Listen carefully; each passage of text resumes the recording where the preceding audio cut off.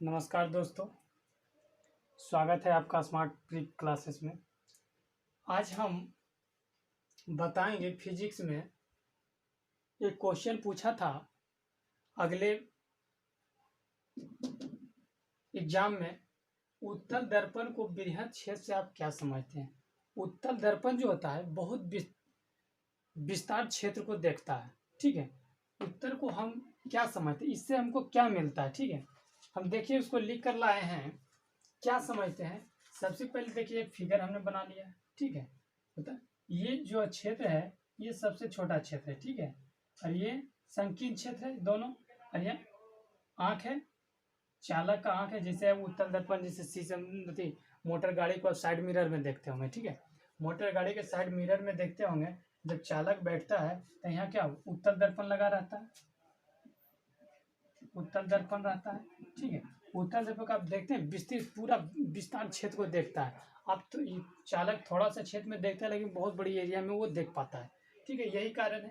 आप क्या बृहद क्षेत्र आप क्या समझते हैं, ठीक है। तो इसलिए किया गया है, चालक देखिए देखेगा, अब इधर से रे आएगा, ठीक है। इसका इसका देखिए आँख पर पड़ेगा, इधर पड़ेगा, इधर से आएगा, इधर जाएगा, ठीक है। अब देखिए इसका दूरी कितना पड़ रहा है, ठीक है, इतना दूरी पड़ रहा है। अब देखिए इसलिए इसका देखिए ये कोण हो जाएगा आई, ये आर हो जाएगा, ठीक है। ये कोण आई, ये कोण आर, ठीक है।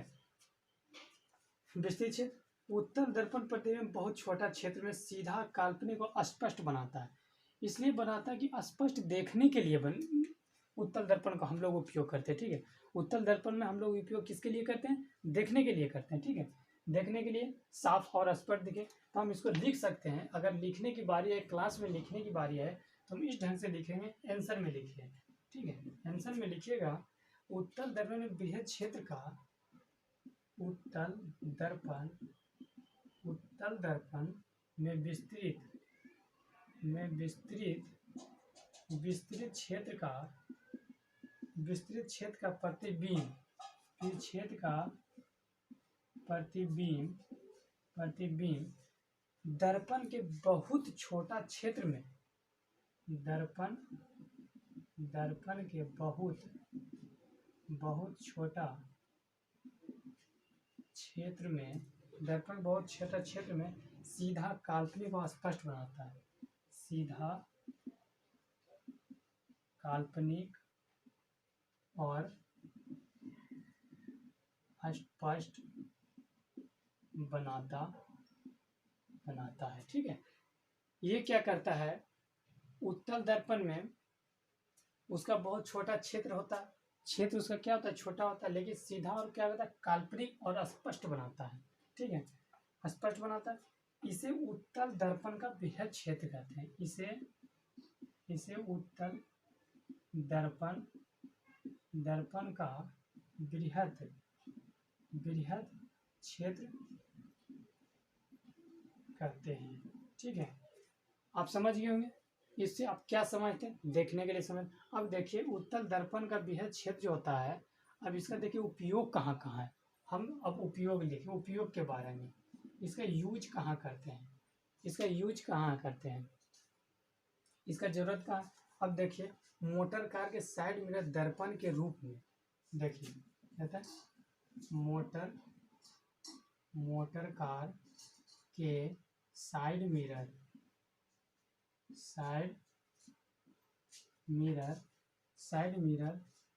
के रूप में, ठीक है। 2 नंबर में गलियों में प्रकाश फैलाने के लिए,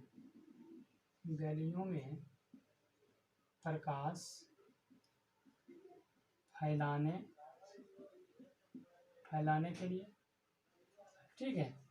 3 नंबर में देखिए अक्षरों को छोटा करने में,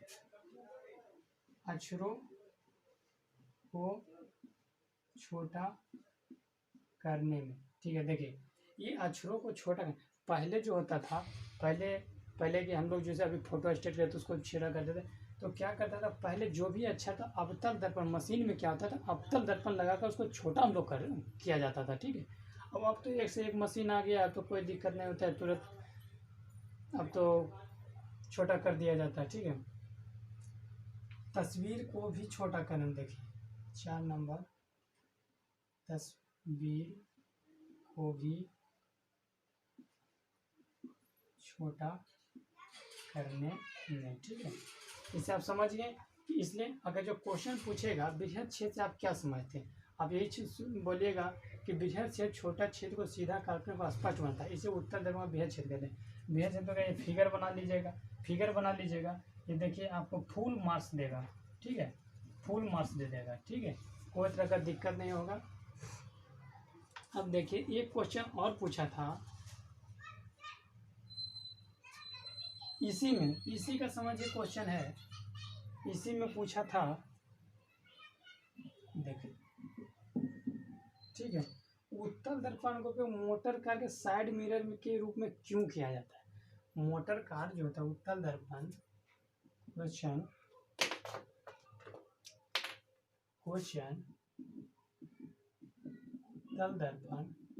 उत्तल दर्पण का उपयोग साइड मोटर कार के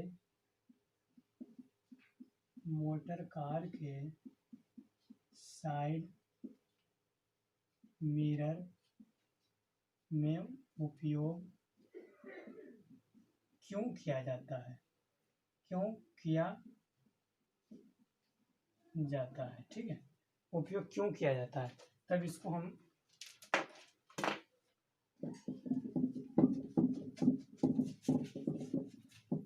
ठीक है। अब देखिए क्यों किया जाता है। देखिए इसमें अभी बृहद क्षेत्र बनाने के लिए बोले थे आपको, इसी पे क्वेश्चन है। उत्तल दर्पण का विस्तृत क्षेत्र का प्रतिबिंब बहुत छोटा क्षेत्र में सीधा काल्पनिक स्पष्ट बनाता है, तो फसल चालक को पीछे बतो देखने की सुविधा होती है। ठीक है, अब देखेंगे आंसर में उत्तल दर्पण के विस्तृत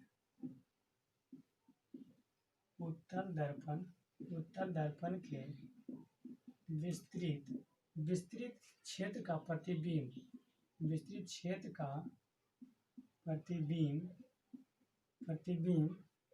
बहुत छोटा क्षेत्र में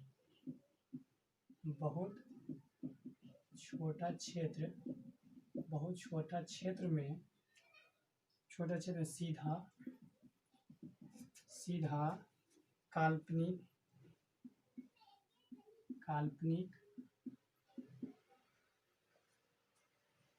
छोटा स्पष्ट बनाता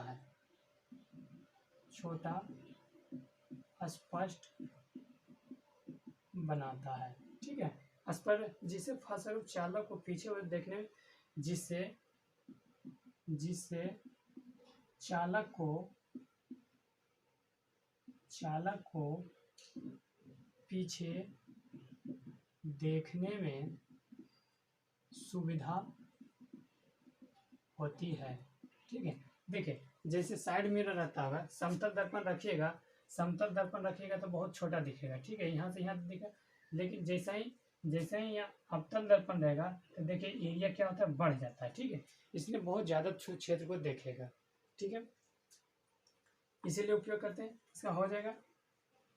एक और लिखिए, इसको एक चीज़ और बोलते हैं, पस दर्पण भी बोलते हैं। ठीक है, नोट करके लिख लीजिए, नोट करके। ठीक है, नोट में लिखिए इसको। उत्तल दर्पण के द्वारा पीछे की वस्तु को देखा जाता है, इसलिए उत्तल दर्पण को पस दर्पण भी कहा जाता है।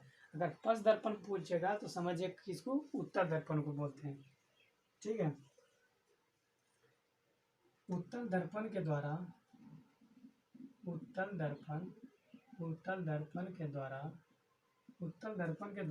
पीछे की वस्तु देखा जाता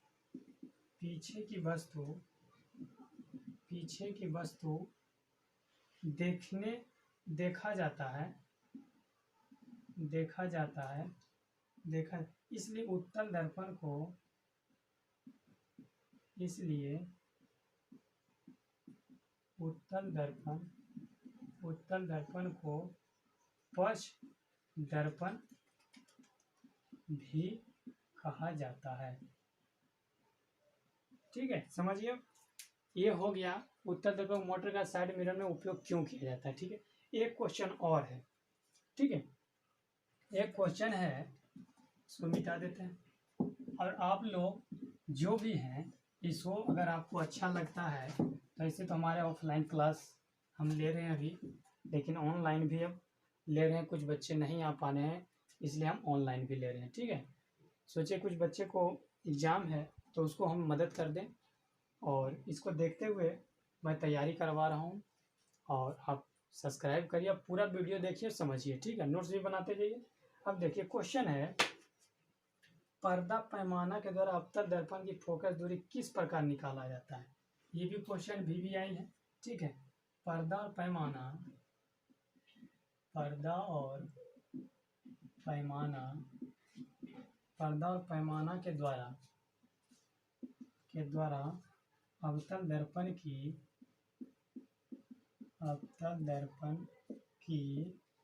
फोकस दूरी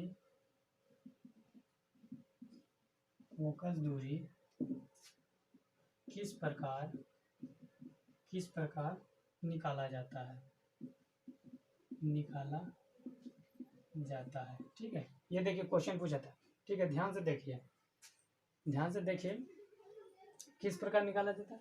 तो सबसे पहले हम लोग फिगर बना लेते हैं। ठीक है, फिगर बना लेते हैं। हाँ,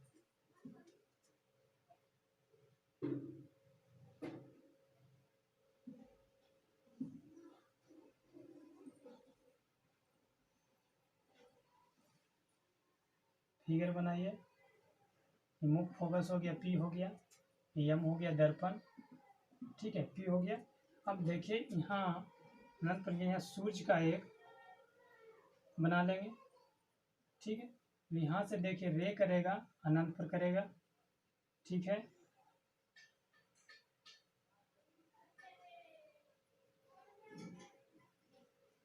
ठीक है।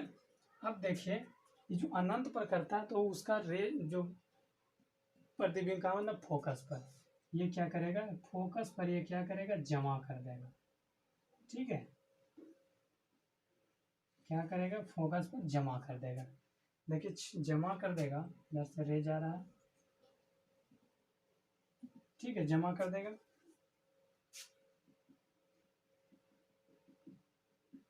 सामने है, जमा कर देगा। यहाँ पर एक पर्दा लगा दीजिए, पर्दा लगा दिए, इस तो समानांतर खींचा जाएगा। ठीक है, पर्दा हो गया। ठीक है, अब देखिए कहता है अवतल दर्पण सूर्य के सामने पर रखा जाए, सूर्य से निकलने वाली किरणें प्रधान समानांतर अवतल दर्पण पर आपतित होती है, जो परावर्तन के बाद प्रधान अक्ष के एक बिंदु पर जमा हो जाती है। ठीक है, ये क्या होता है, जब अवतल बिंदु जो अनंत पर से आती है तो एक वहाँ जमा हो जाता है। ठीक है, इसका लिखते चलिए। ठीक है, आंसर लिखिए, ठीक है, अवतल दर्पण को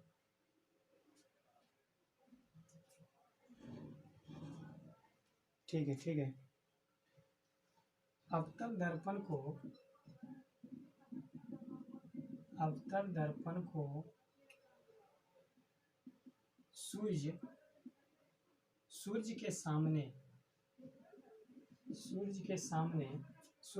इस प्रकार रखा जाता है, इस प्रकार देखिए सूर्य के सामने इस प्रकार रखा जाता है कि सूर्य से निकलने वाली प्रकाश किरणें सूर्य से निकलने वाली प्रकाश किरणें प्रधान अक्ष, देखिए यही है जो फोकस, प्रधान अक्ष, ये है प्रधान अक्ष। ठीक है, प्रधान अक्ष के समानांतर अवतल दर्पण प्रधान अक्ष के समानांतर अवतल दर्पण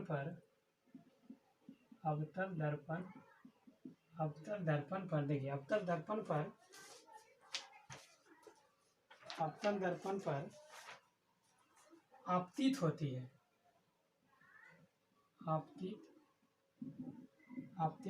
देखिए अवतल दर्पण पर आपतित होती है तो परावर्तन के बाद प्रधान अक्ष पर बिंदु पर क्या होती है, जमा हो जाती है। ठीक है, प्रधान अक्ष पर बिंदु पर क्या होती है, जमा हो जाती है। ठीक है, हम देखिए यहाँ पे लिखते जाएंगे, साथ साथ इसका हम लिखते जाएंगे। परावर्तन के बाद जो परावर्तन के बाद प्रधान अक्ष के एक बिंदु पर प्रधान अक्ष के एक बिंदु पर जमा हो जाती है, ठीक है। जमा हो जाती है, जो वह क्या होता है, मुख्य फोकस कहलाता है। जो जमा हो जाती है, जो वह मुख्य फोकस कहलाता है, ठीक है। मुख्य फोकस मुख्य फोकस कहलाता है, ठीक है। इस बिंदु के पर्दों पर प्राप्त है। इस बिंदु को क्या करें, देखिए पर्दा लगा हुआ, इस बिंदु को पर्दे पर ज्ञात किया जाता है, ठीक है। प्राप्त किया जाता है या ज्ञात किया जाता है। पैमाना के दौरान धूल और पर्दा के बीच की दूरी ज्ञात किया जाता है, जो फोकस दूरी कहलाती है। पर्दा और पैमाना को जो जिसे देखें, जैसे आप एक स्केल में लेते होंगे, जैसे ठीक है, इधर है, ऐसे करके स्केल रहता है, इस पर 1 2 3 4 5 1 2 3 लिखा हुआ था, 1 2 3 4 5 6 7, ठीक है, इस ढंग का लिखा हुआ था। और स्केल को जो रहता है, जो हम लोग 2 ठीक से करते हैं, उसी से हम लोग नापते हैं, ठीक है। उसे हम वहाँ पे लगा होता है कितना डिग्री है, ठीक है, नापते हैं। वो फोकस दूरी इस प्रकार के बर्तन अब तक फोकस दूरी निकाला जाता है। इसी से ये आप इसकी और इसके दूरी को हम लोग फोकस इसी से निकाला जाता है। तो हम लिखेंगे, ज्ञात किया जाता है पैमाना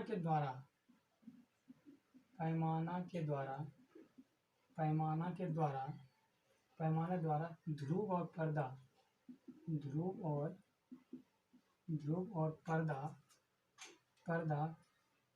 पर्दा के बीच की दूरी ज्ञात करते हैं, ठीक है।